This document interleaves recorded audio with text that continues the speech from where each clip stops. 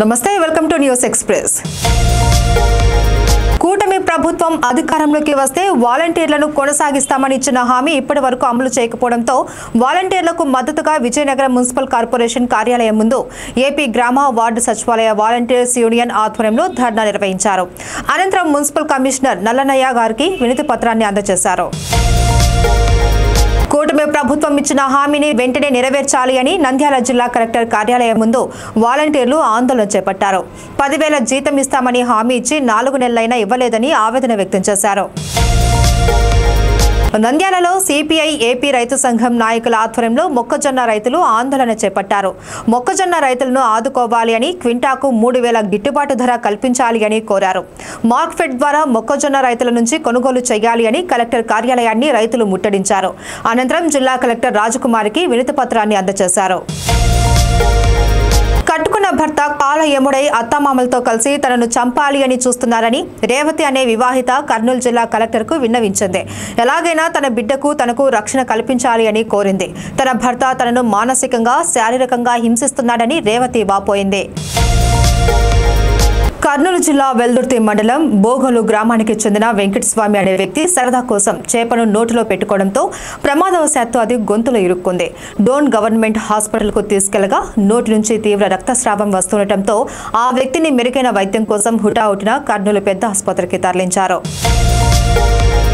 స్థానిక ఎంపీడీఓ కార్యాలయంలో వార్డు సభ్యులు, ఉప సర్పంచ్, గ్రామ కార్యదర్శులకు మండల స్థాయి శిక్షణ కార్యక్రమం నిర్వహించారు. ఈ కార్యక్రమంలో పాల్గొన్న ఎమ్మెల్యే శంకర్ మాట్లాడుతూ పంచాయతీల నిర్వహణలో ఉప సర్పంచులు, వార్డు మెంబర్లు, కార్యదర్శులు పరస్పర అవగాహనతో గ్రామ అభివృద్ధికి కృషి చేయాలి అని కోరారు. పలాస ఆర్టీసీ డిపో నుంచి నూతన ఆర్టీసీ బస్ను ఈరోజు సాయంత్రం ఎమ్మెల్యే గౌతు శిరీష జెండా ఊపి ప్రారంభించారు. అనంతరం ఆమె మాట్లాడుతూ ఎన్డీఏ కూటమి ప్రభుత్వ హయాంలో పలాస డిపో నుంచి నూతన బస్ను మన రాష్ట్ర రాజధానికి నడపడం ఆనందంగా ఉందన్నారు. ఈ అవకాశాన్ని ఇటు భవానీ స్వాములకు అటు ప్రయాణికులు సద్వినియోగం చేసుకోవాలి అని ఆమె కోరారు. చిత్తూరు జిల్లా పుంగనూరు మండల పరిధిలోని మేళందొడ్డి సమీపంలో ఉన్న మేకన జామనపల్లి క్వారీలో సోమవారం సాయంత్రం భారీ పేలుడు సంభవించింది. ఈ పేలుడులో అక్కడున్న ముగ్గురికి తీవ్ర గాయాలయ్యాయి. గాయపడ్డ వారిని వెంటనే పుంగనూరు మదనపల్లికు తరలించారు. కాగా ముగ్గురి పరిస్థితి విషమంగా ఉన్నట్లు సమాచారం. గాయపడ్డ వారి వివరాలు, ప్రమాదానికి గల కారణాలు తెలియాల్సి ఉంది. కూటమి ప్రభుత్వం ఇచ్చిన హామీల మేరకు సూపర్ 6 పథకాలని సంక్రాంతికి రాష్ట్ర వ్యాప్తంగా అమలు చేస్తామని ఎమ్మెల్యే ఆదినారాయణ రెడ్డి స్పష్టం చేశారు. జమ్మలమడుగులోను సూపర్ 6 పథకాలు సూపర్ లెవెల్లో ప్రారంభమవుతాయని ఆశాభావం వ్యక్తం చేశారు. సోమవారం వైఎస్ఆర్ జిల్లా జమ్మలమడుగు రిపబ్లిక్ క్లబ్ లో మెగా జాబ్ మేళాను టీడీపీ ఇన్ఛార్జ్ భూపేష్ రెడ్డితో కలిసి ప్రారంభించిన ఆయన ఈ వ్యాఖ్యలు చేశారు. కడప నగరంలోని ఎన్జీఓ కాలనీ నందు వి మార్ట్ 2వ బ్రాంచ్ ను అశోక్ రెడ్డి ఓపెన్ చేశారు.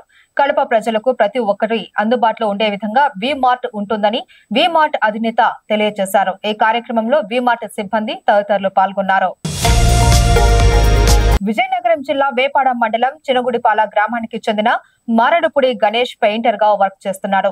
రోజులానే ఈ రోజు కూడా ఎస్కోట పట్టణంలో నూతన నిర్మాణ భవనంలో పెయింటింగ్ చేస్తూ 2వ అంతస్తుపై నుండి జారిపడి ప్రమాదవశాత్తు మృతి చెందాడు. విషయం తెలుసుకున్న ఎస్కోట పోలీసులు కేసు నమోదు చేసి దర్యాప్తు చేస్తున్నారు. విజయనగరం వైభవాన్ని, సంస్కృతిని చాటి చెప్పే విధంగా ఉత్సవాలను నిర్వహించడానికి ఏర్పాట్లు చేస్తున్నామని రాష్ట్ర మంత్రి కొండపల్లి శ్రీనివాసరావు తెలిపారు. MLA Pusapati Aditi Vijayalakshmi Gajapathiraju, joint collector S సేతుమాధవంతో కలిసి సోమవారం పట్టణంలోని ఉత్సవ వేదికలను పరిశీలించారు.